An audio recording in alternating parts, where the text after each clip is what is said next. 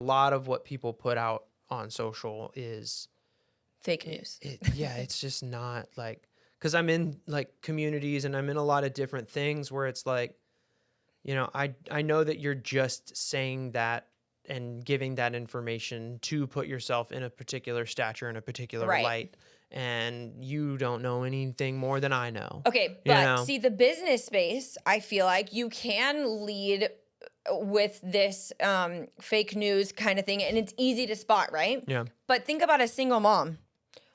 Me versus another single mom, we're sharing, you know, very real aspects of our life. How do you pick that apart? You know, how do you know?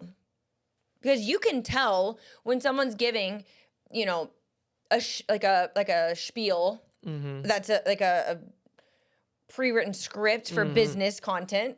You don't know when a mom is lying about what she does every day and her perfect morning routine that she only does once a month. Yeah, you know? for the gram. Right. But you don't know that. It's so much harder and more harmful to consume mindlessly those kinds of that type of, which is what we were saying. It really depends on what you're consuming. And I think, so yes, I do agree with you, but I also think this all goes back to when we're first introduced with like certain kind of crossroads in our mental.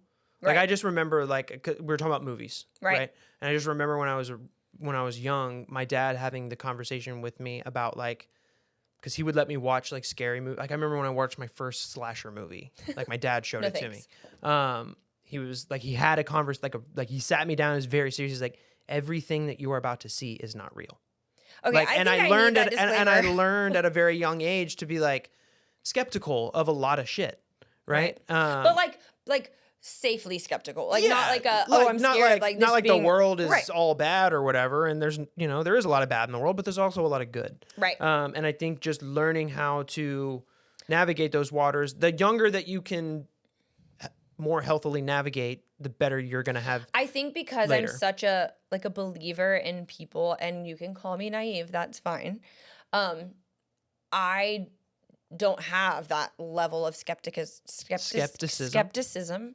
when it comes to social media. I believe what people are saying, and I want to believe it. And I know there's a part of me that knows, like, it's not real and all of that. But there's a higher part of me that hopes that it is, which is why taking a break from it was really beneficial to me, to, like, really get back to my own roots. Because that's all that matters, you know? Like, what am I doing in my household? So speaking about, you know, getting back to your own roots and all of that, I mean, what are some of the ways that we can break free from the comparison trap in your mind? I mean, obviously cleansing yourself of social media, taking breaks. Say, the first way to break free of the comparison trap is admitting that you are comparing yourself.